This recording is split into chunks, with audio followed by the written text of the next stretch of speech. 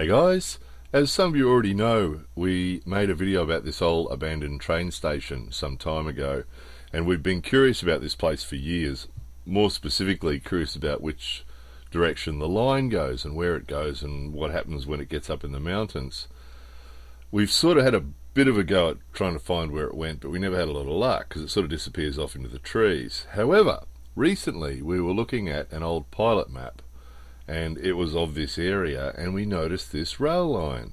And as you can see, it makes some pretty radical turns, and that is the reason we couldn't find it. That first sharp right-hand turn there, we didn't realize it did that. So when we got on Google Maps and had a look, you can see that's that line that we're looking at now. And we'd been looking for it. That's a school, that big building there, and we'd looked all around there, couldn't find it. Now, see that line we're tracing there? There's a little, that's where it goes. And we never would have guessed. We assumed it just went from right to left there, and that we assumed they'd torn up the track and that it was all gone. So once we realized this, we thought, well, we better go and have a look at that, hadn't we? So we asked you guys which direction we should go. Should we start at the other end or should we start at this end? Most of you said let's start at this end, so here we go. So we went to the very end of the line, which was here. And there's the start of the line right there.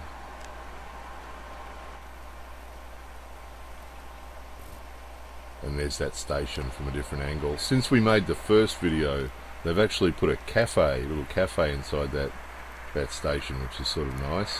Wasn't open on this particular day.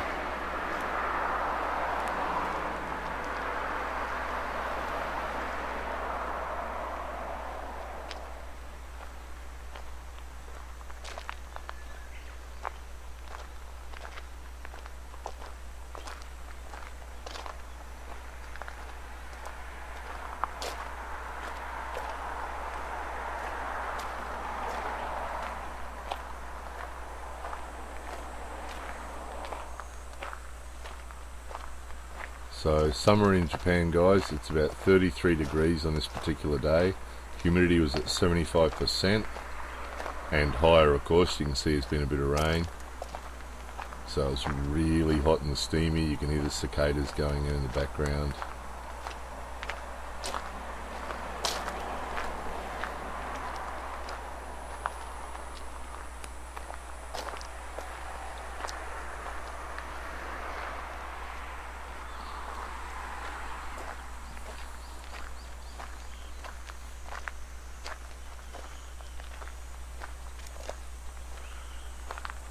So beautiful old shrine up there on the right.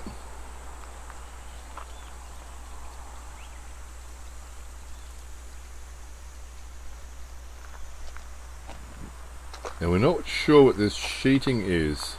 It's been put down between the two tracks and it's been fastened in place with some sort of hooks, some fasteners, pegs I guess. It's possible it's for people to be able to walk along it to get to the shrine. Don't really know that for a fact, but it's possible. Of course.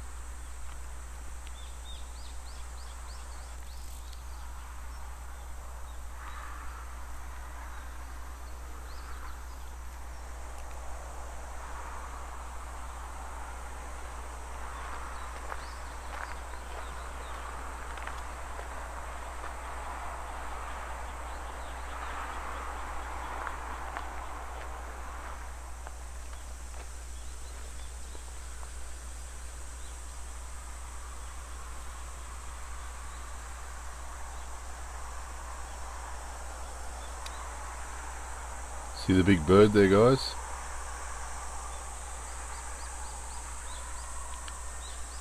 Beautiful countryside, isn't it?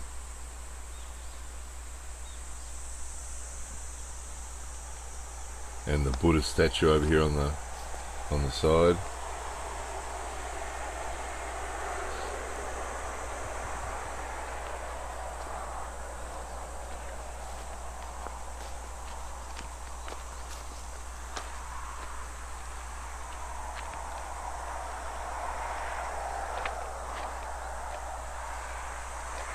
So obviously this piece of track here runs parallel to that main road. So this is the bit we're familiar with, and this is the bit that gets our curiosity every time, because we see it come up here and then we can't see any more. It just disappears, and we assume from here on had just been torn up, and that's why we couldn't find it. So we assumed it used to go straight ahead here, maybe with a bridge or something, and they'd just torn it all up. However, we now know from that pilot map and from the Google Maps that it starts to turn to the right here quite sharply, quite a sharp curve to the right, and then disappears into the mountain. However, there is actually a fence here, a bit hard to see, and about 2 meters of growth. So we sort of anticipated it would get a bit green around here, but this was just ridiculous. This was, you could not go anywhere in there. It's just not passable. See, it's about 2 meters high, back to the bamboo there. So we were a little bit worried it might have been game over, because we really wanted to see where this all went. But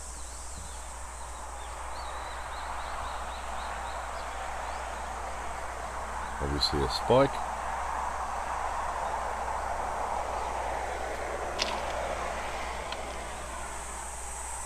So the next logical thing to do seems to be to go up behind where the school is and climb up the mountain behind the school to try and find the other side of that heavy brush that we're looking at there. In particular, really wanted to find the tunnel, because we know from the pilot map there's a tunnel just here. So we wanted to find the tunnel. In particular, we thought that would be interesting. But as you can see, this jungle is really severe, and there was just no way to see anything in there. We're guessing we're about on top of the tunnel here, but we just don't know that for a fact. We don't know where it enters or where it exits. So it was getting a little bit disheartening about now. It was really hot and really steamy and really hard work, and we really hadn't seen any track that we hadn't already seen 100 times before when we've come up and seen that track next to the main road. Look at the fungus on that tree. Give you an idea how humid it is. So yeah, not a lot of luck up here on top of the mountain, so climb back down the mountain. Pretty disappointed. Oh no. Oh no, we're not having a lot of luck here. So I went down the bottom and then decided to go to the other side of the mountain where the bridge used to be. So that little map we showed you before went across the mountain, and then there's a bridge. There was a bridge here across this road, which is obviously gone now. So okay, we decided if we come to here and then climb up on top of that slope, which is what we've done there. Really steep it was, really hard work. Got up there. Okay, there's the line. Okay, let's see how dense it is here. And it wasn't as bad as the other side. It didn't have that vine on it that we had on the other side. So obviously it's still pretty thick. A few concerns here. One is you'll see a stick waving around in front of the camera a bit. You can't really see it. The camera really didn't pick up on it, but there's spiderwebs constantly. So every step basically there was another spiderweb. So you'll see a stick waving around in front of the camera. That's to get rid of the spiderwebs that you can't see. So that was the first thing. Second one, bigger issue, mamushi, the one of the nastiest venomous snakes in Japan, mamushi, are in this area. And this is classic. A little open space in the forest like this is a classic place to come across mamushi. So very, very nasty snake, and you really wouldn't want to step on one. It would have really bad outcome. So looking on the ground for mamushi, being very careful, trying not to step on mamushi, looking out for centipedes, of course, because the centipedes here are pretty nasty too, and at the same time wiping down the spider webs and trying to take a reasonable video to show you guys. And of course it's 33 degrees and about 80% humidity at this time, so it was really intense, really, really intense.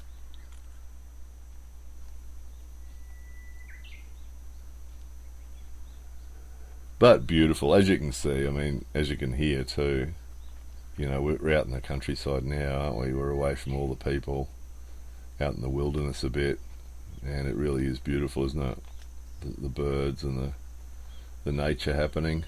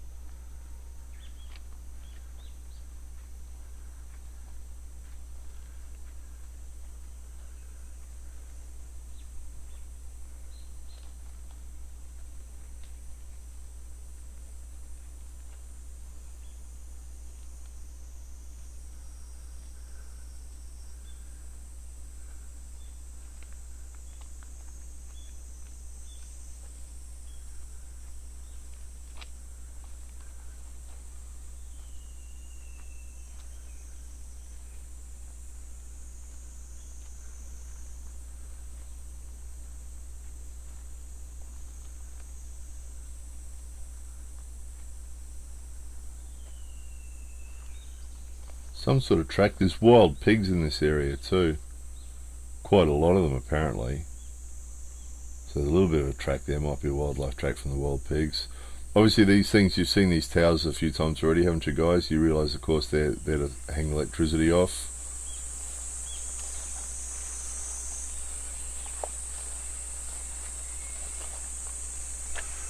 It's pretty wild, isn't it?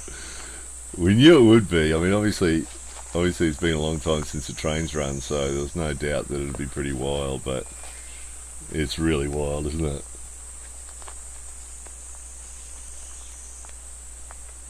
The size of the trees that are growing between the tracks give you a bit of an idea.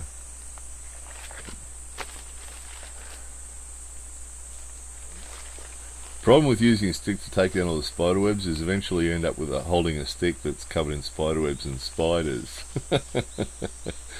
Not really worried about the Japanese spiders. They're not really much of a worry, really, the Japanese spiders. You could just walk through them, but you don't really want to end up covered in spider webs and spiders, do you? That's not going to make it a more pleasant experience.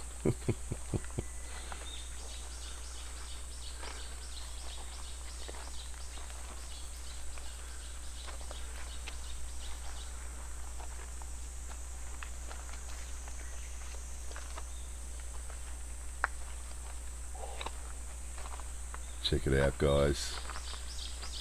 This was an exciting moment. Having been disheartened before and just about decided we weren't going to be able to find this tunnel. So basically the unskilled labourer has walked pretty much to where we couldn't get through on the other side with the long vines and things. So the school would be now above us and off to our right, and that area that we couldn't get through before is just on the other side of this tunnel. So basically did it, found the tunnel, and now obviously we can see what's on this side of the tunnel. We can also use the camera to find out what's the other side of the tunnel, which is basically just the other side of those vines and growy things. See how humid it is, guys? See, you can actually see the humidity. Wait till we zoom to the other end here.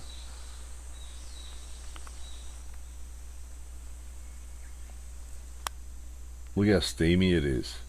Camera sort of picks up the eye. With the bare eye, the naked eye, it was amazing how steamy it was. You could see it in the air. And like, I think it reached about 34 or 35 or something during the day. It was really intense. But yay, got the tunnel. That's what we're really aiming for. That was day one's main goal, was to follow the whole track, but the main goal was to get this tunnel for you. And there it is. Beautiful in there, actually, isn't it? Nothing grows in there, of course, so it's all quite pleasant in there.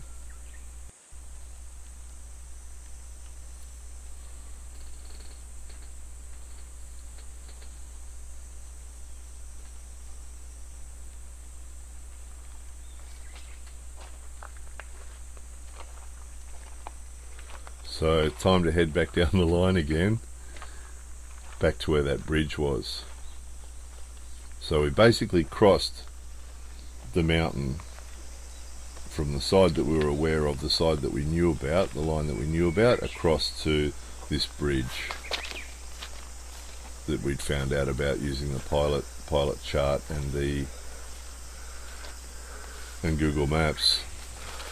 So this was day one, guys. This was day one's mission, was to make it to that bridge, and you can just see through here, through that tree on the other side. That's where that drops away to the road, and there's the other side of the road over there, which is the beginning of the day 2 mission. So we popped over. That's where we were just now, and this is the beginning of the next stage. So I've climbed up this hill here just to make sure that there was actually track up here before we come back and do it properly, and yeah, we could see track up here. So the mission for day 2 is to find the second tunnel. There's another tunnel that's longer apparently. So looking forward to that. That'll be day 2. More videos coming soon.